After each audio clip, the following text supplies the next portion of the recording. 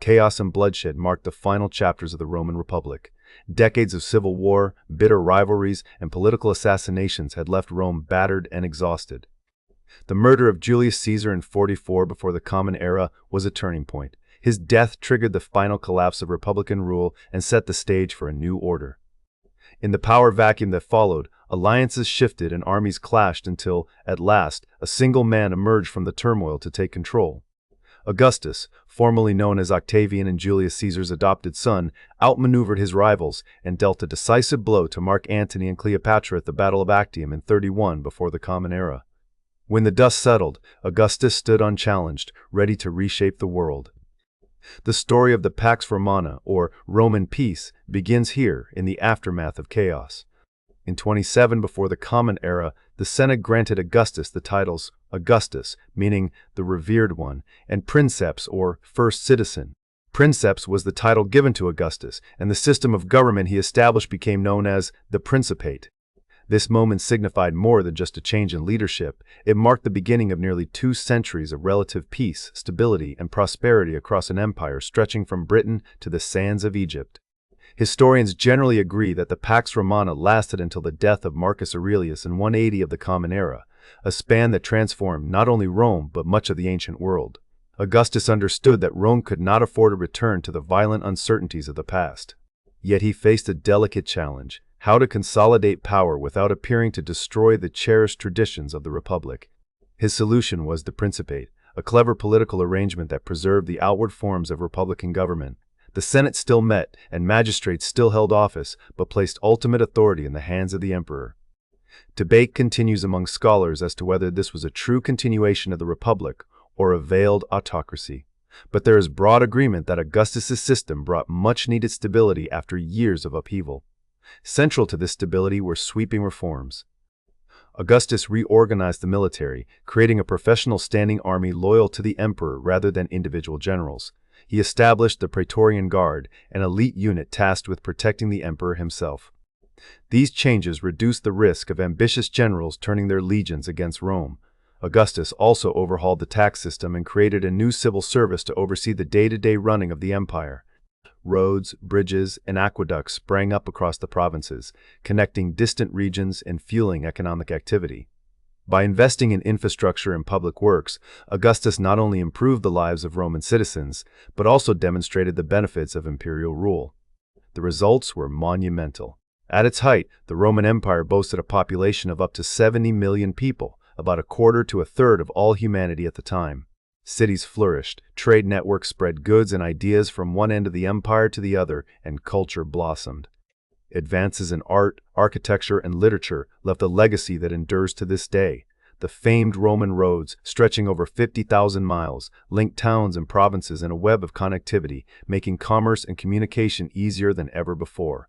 Yet the reality of the Pax Romana was more complex than the name suggests. While large-scale warfare within the empire's borders became rare, peace was always relative. Some historians emphasize that the period saw regular military campaigns, especially along the frontiers, as well as revolts and the suppression of dissent. The empire's vastness brought a patchwork of cultures under Roman control, and not all subjects welcomed imperial rule. The mechanisms that maintained order, military might, efficient administration, and, at times, harsh reprisals were ever present, reminders that peace often depended on the threat of force. Augustus's successors inherited both the glories and the challenges of his system. Emperors like Tiberius, Caligula, Claudius, and Nero each left their mark, sometimes strengthening the peace, sometimes threatening it with misrule or excess. The lack of a clear method for choosing the next emperor became a recurring problem. This weakness was dramatically exposed in 69 Common Era, the so-called Year of 4 Emperors, when rival claimants plunged Rome into brief chaos. Still, the machinery Augustus had built proved resilient, and the empire recovered, continuing its era of relative stability. The Pax Romana reached its symbolic end with the death of Marcus Aurelius in 180 Common Era. After his passing, the empire entered a period of growing instability and crisis, yet for 2 centuries Augustus's vision had held. His reforms, the structures he put in place, and the careful balance between old traditions and new realities allowed Rome not only to survive, but to flourish on an unprecedented scale. while the experiences of ordinary people, women, slaves, and the empire's many non-Roman subjects during the Pax Romana are less well documented, the broad outlines of this era are clear. Augustus's foundations enabled the Roman Empire to preside over a formidable expanse of relative peace and prosperity. The dawn of the Pax Romana was not the birth of a perfect world, but it was a turning point, one that transformed Rome from a city of civil strife into the heart of a vast, interconnected civilization. With the chaos of civil war fading into memory and Augustus's reforms firmly established, the Roman Empire entered what would later be known as the Pax Romana, a period of nearly 2 centuries when, for most people within the empire's vast borders, life was marked by a stability previously unknown. The term Roman peace does not mean the complete absence of conflict. Revolts still erupted in distant provinces, and armies continued to patrol the frontiers. Yet, compared to the turbulence that came before, this era stood out for its remarkable order, prosperity, and the sense of possibility that permeated daily life from the windswept shores of Britannia to the bustling markets of Alexandria. Travelers, merchants, and citizens all benefited from the empire's most enduring legacy, its roads. More than 50,000 miles of carefully constructed highways connected the provinces, their stone surfaces laid with such skill that traces remain even today. These roads, along with sturdy bridges and aqueducts made possible by the marvel of Roman concrete, transformed the movement of people, goods, and ideas. They served as arteries through which flowed not only the empire's armies, but also its commerce, news, and culture. The suppression of piracy and the introduction of a common currency allowed merchants to trade across the Mediterranean with far less fear of sudden loss or ruin. Spices, silks, grain, and wine traveled from one end of the empire to the other, while customs and innovations blended in the vibrant cities that sprang up along these routes. Urban life flourished as never before. Rome itself sprawled with grandeur, but its prosperity was mirrored by dozens of thriving cities across the provinces. For the elite, life meant grand villas adorned with mosaics and statues, symbols of taste and status. For the majority, daily existence centered in the insulae multi-story apartment buildings that, while often cramped and noisy, offered proximity to the markets, baths, and theaters that defined urban experience. With increased security and mobility, people could move more freely than ever before, whether seeking fortune in a distant province or immersing themselves in the cosmopolitan culture of the capital. The prosperity of the Pax Romana was not merely material. The era is often called a golden age of Roman literature, history, and philosophy. Writers such as Livy and Tacitus chronicled the empire's triumphs and struggles, while artists and architects left their mark in enduring stone and marble. The Pantheon and the Colosseum, 2 of Rome's most iconic landmarks, rose during this time, testaments to both the innovation of Roman engineering and the desire to awe and unify a diverse populace. Public spaces adorned with statues and intricate mosaics became centers of civic life and cultural exchange. Central to the empire's cohesion was its legal system. Roman law, codified and methodically organized, became a unifying force, its principles influencing not only the daily lives of citizens but also, in time, the foundations of Western legal traditions. The Romans developed a layered approach to law, with rules for citizens, jus civile, for foreigners, jus gentium, and even a concept of natural law, jus naturale, that would echo through later centuries. As the empire grew, Roman citizenship itself was gradually extended to people in the provinces. This was not merely a legal formality. Citizenship brought tangible benefits, from legal rights to the possibility of social advancement, and fostered a sense of shared identity, even among those living far from Rome's heart. Even as the empire reached its greatest territorial extent under Trajan in 117 Common Era, encompassing up to 70 million people, about a quarter to a third of the world's population at the time, the Roman approach to governance allowed for a degree of local autonomy. Provincial administration, while ultimately subject to the emperor's will, often tolerated local customs and religions as long as they did not threaten Roman order. This pragmatic approach eased the process of integration, encouraging the exchange of ideas and traditions along the empire's extensive trade routes. Goods and customs blended, and the process of Romanization, whereby provincial societies adopted the language, dress, and lifestyle of Rome, was as much a story of adaptation as of conquest. It is important to note, however, that this prosperity was unevenly distributed.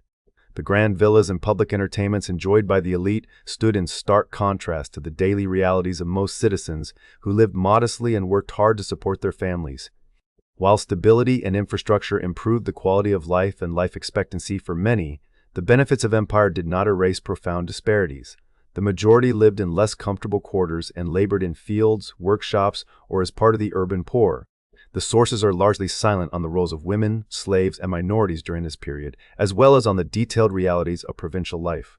What is clear is that, despite the appearance of unity, the Roman world remained complex and hierarchical.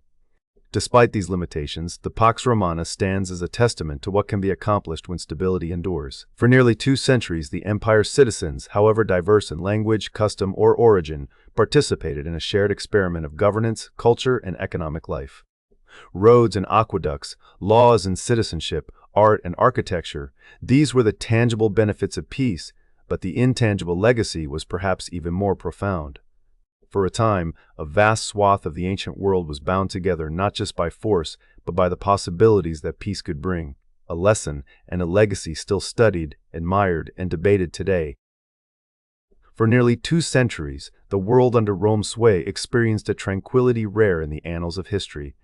The Pax Romana, that long twilight of relative calm, did not arrive by accident, nor did it pass without leaving an indelible mark on those who lived through it and on the generations that followed.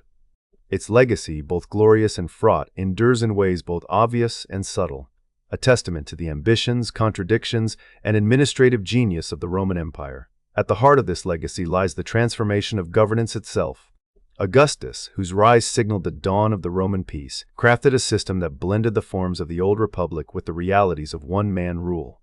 This new government, known as the Principate, was ingeniously ambiguous.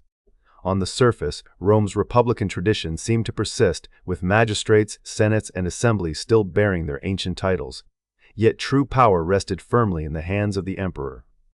The Senate granted Augustus the titles Augustus, meaning the revered one, and Princeps, or first citizen. The title Princeps was given to Augustus, while the Principate refers to the system of government he established. By establishing a civil service and introducing a uniform rule of law, Augustus laid a foundation of stability that would outlive him by generations. These reforms did more than maintain order. They bound together a population that swelled to an estimated 70 million, about a quarter to a third of the world's inhabitants at the time. Roman law, in particular, became one of the era's most enduring gifts. While the research does not detail specific statutes, it is widely recognized that the principles of Roman governance and legal administration shaped the workings of later Western societies. The very idea of a codified legal framework, impartial administration, and a common language. Latin served as a unifying thread not just within the empire but across the centuries. Even as Rome's political fortunes shifted, echoes of its statutes and procedures could be heard in the courts and councils of medieval Europe and beyond. Cultural integration was another hallmark of the Pax Romana. Rome's imperial reach spanned an astonishing diversity of peoples, languages, and customs. Unlike many conquerors before them, the Romans did not insist on erasing the identities of those they ruled. Instead, they permitted local customs, laws, and religions to persist, provided these did not threaten Roman interests. This pragmatic approach did more than avoid unnecessary conflict. It fostered a mosaic of cultures connected by roads, trade, and citizenship, each retaining its own character while drawing strength from a shared imperial identity. The genius of this system was its flexibility, its ability to maintain harmony not through forced uniformity, but through negotiated coexistence. Infrastructure, too, stands as a silent yet powerful legacy of the Roman peace. The emperors who followed Augustus poured resources into the construction of roads, over 50,000 miles by some estimates, along with aqueducts, bridges, and public buildings. These arteries of stone and water were more than feats of engineering. They were the physical manifestation of Rome's promise that the empire could bring order and prosperity where there had once been only distance and division. Trade flourished along these new routes, aided by a common currency and the suppression of piracy. Markets from the Atlantic to the Euphrates thrived, and cities blossomed into hubs of economic and cultural exchange. Yet beneath the surface of this apparent harmony, the Pax Romana was never entirely free from contradiction. The wealth it generated was unevenly shared. While the elite enjoyed extraordinary luxury, many citizens, and especially slaves, lived lives of hardship.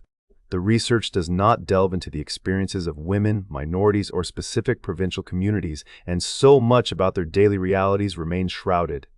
What is clear, though, is that the peace of Rome was a peace for some more than for others, a reality that tempers the admiration often felt for the era. As the years wore on, the mechanisms that had once sustained the Pax Romana began to strain. The death of Marcus Aurelius in 180 Common Era marked more than the end of a dynasty. It signaled the beginning of a long unraveling. The empire, once so adept at balancing unity and diversity, found itself beset by internal instability, economic troubles, and military decline. The very tools that had maintained order, centralized power, military strength, strategic diplomacy, could not forever contain the pressures mounting at the frontiers and within the heart of the empire itself. Historians generally agree that while the Pax Romana was remarkable for its relative calm, it was not without violence, especially in the provinces. Rebellions flared, and the might of Rome was sometimes brought to bear with brutal efficiency. Still, the legacy of the Roman peace lives on, not just in the ruins of aqueducts or the echoes of Latin in modern languages, but in the very notion that a vast and diverse polity might be held together by common laws, shared infrastructure, and a flexible approach to governance. The dream of imperial peace, with all its complexities and contradictions, became both a model and a warning. Later empires would look to Rome's example, aspiring to its order and achievements while grappling with the same tensions between unity and diversity, central authority and local autonomy. The Pax Romana, then, was not a golden age untouched by conflict or inequality. It was a bold experiment in the art of rule one that showed both the possibilities of peace imposed from above and its inevitable limits. Its lessons endure, reminding us that tranquility is never simple, that lasting peace demands not just strength in administration, but a willingness to accommodate difference, to share prosperity, and to recognize both the triumphs and the costs of order. In the end, the enduring impact of the Roman peace is found not only in what the empire built, but in the questions it leaves for all who seek to govern a world as complex and diverse as our own.